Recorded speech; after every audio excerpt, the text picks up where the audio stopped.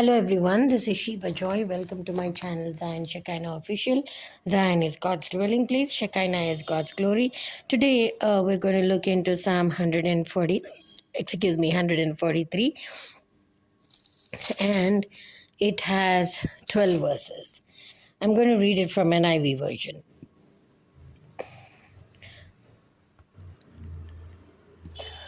Lord, hear my prayer. Listen to my cry for mercy.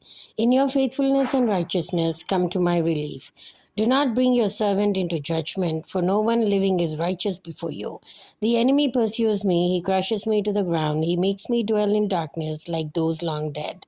So my spirit grows faint within me, my heart within me is dismayed. I remember the days of long ago, I meditate on all your works and consider what your hands have done.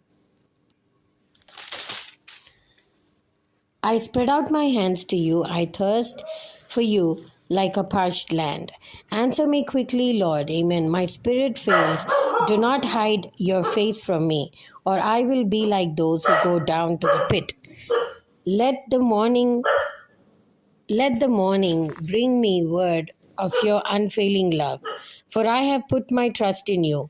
Show me the way I should go, for to you I entrust my life. Rescue me from my enemies, Lord, for I hide myself in you. Amen. Teach me to do evil. Teach me to do. So sorry, not at all. I cut that, I cancel that.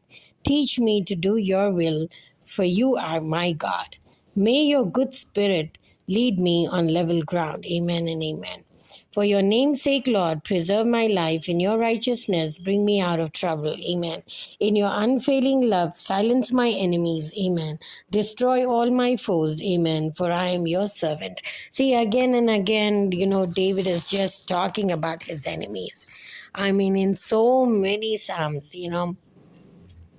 we have 150 Psalms. And I'm sure in all of the Psalms, except for maybe about 25 to 30 or 50, he didn't mention. But I think he didn't mention completely. But in all, at least in all the 100 Psalms, I would think that he mentions about destroying enemies, destroying, bringing judgment, God's judgment on them. So again, there's nothing but, just praying for the enemies, pray for the enemies. I heard one, people also say that, we have to forgive our enemies and all that. Yes, we have to. And we know we have to. But in doing that, it doesn't mean that we must take their nonsense from them.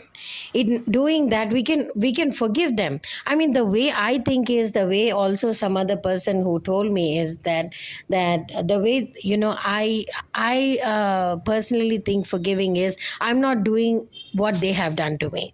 I have not done to them what they have done to my mother. I have not done to them what they have done to my house. I have not done to them what they have done to my dog. I have not done to them anything what they're still doing back to them again. If I have to put a video or a picture or the things that they're doing, it would be every day, every day they're very wicked, because even in their sleep they're wicked, it says so in the Bible. And the Bible is not talking about any fancy stuff or anything like that. They're the real enemies that God himself has seen before we could see who they are and what they are. So but that is how we forgive. If we have not forgiven them, then we could have done tit for tat to them. They threw stones, we can throw stones. They harmed like my building, my house and all that on the terrace. I could have done the same thing back on them, but I didn't do it. They did so much of nonsense with my mother, I cannot tell you. And that will be reverted back on them and their children. If I forgive, that is how I'm forgiving. This is my way of forgiveness, that I'm not like doing what they are doing. So it means that I'm forgiving and giving it to God. So I have given it to God. So this is what it is, folks. Like when we but see, David is no exception, being a king, and that And that's what like shocks me, because he's a king. He has everything at his command. He has everything at his like word say. And then things can happen. But he himself is going before God because he understands what an enemy is. He understands what an enemy is. When some people ask me, why are they like that? Why are they like that? I mean, why are they like that? Is what you should go and ask them, right? Why? Because the wicked people are wicked people.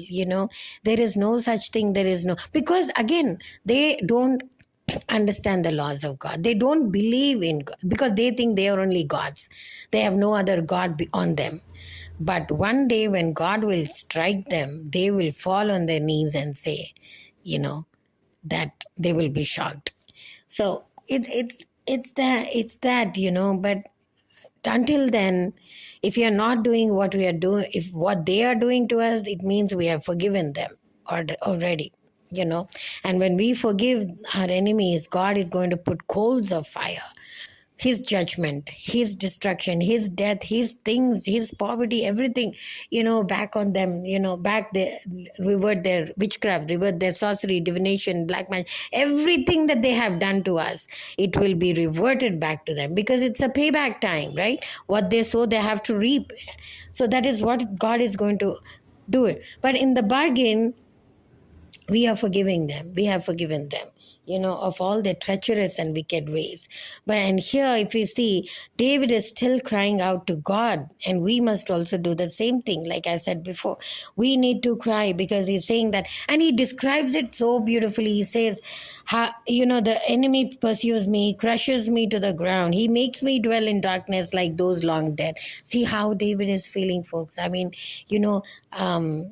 we also have the same kind of feelings, right? This, like, about our enemies when we're in trouble and problems from them. But see, David is saying how he feels, that he feels that he's like a dead man, because his enemies have put him in that darkness. Where is darkness? Darkness is in the grave, right? So he feels that he's a dead man and forgotten long before, like a dead person. Why? Because the enemies have done such kind of torment and torture and harassment to the King David. So we need to take it. It's a big red flag. It's a big flag for us. It's a big thing. Red flag. I mean, also I can say, because we need to know, how to deal with these enemies, and ultimately, like in the previous Psalms, he said, I'm giving my complaint. So, see, the police may not do anything. Sometimes they will not do anything because they've been bribed heavily, and they will not do anything. Seeing the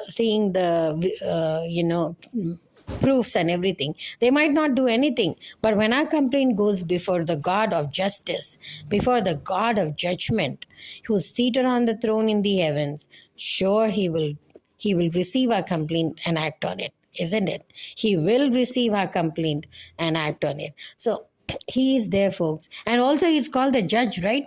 God is called the judge. So we need to come before him and give him our complaints, and he will judge the people who are troubling us.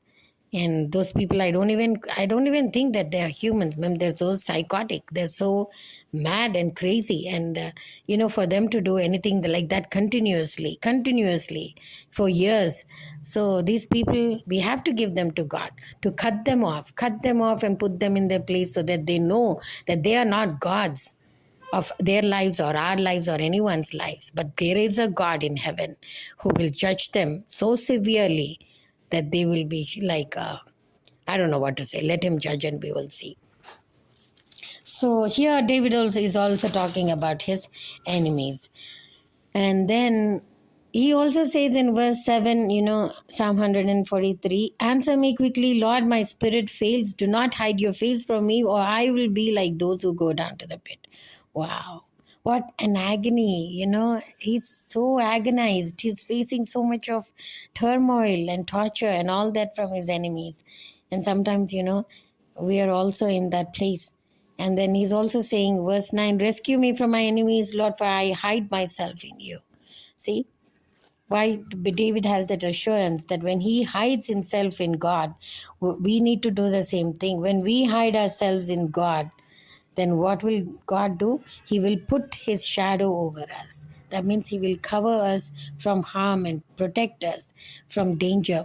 So isn't it the Psalm 23 says the same thing, right? The Lord is my shepherd, I shall not want. He maketh me to lie down in green pastures.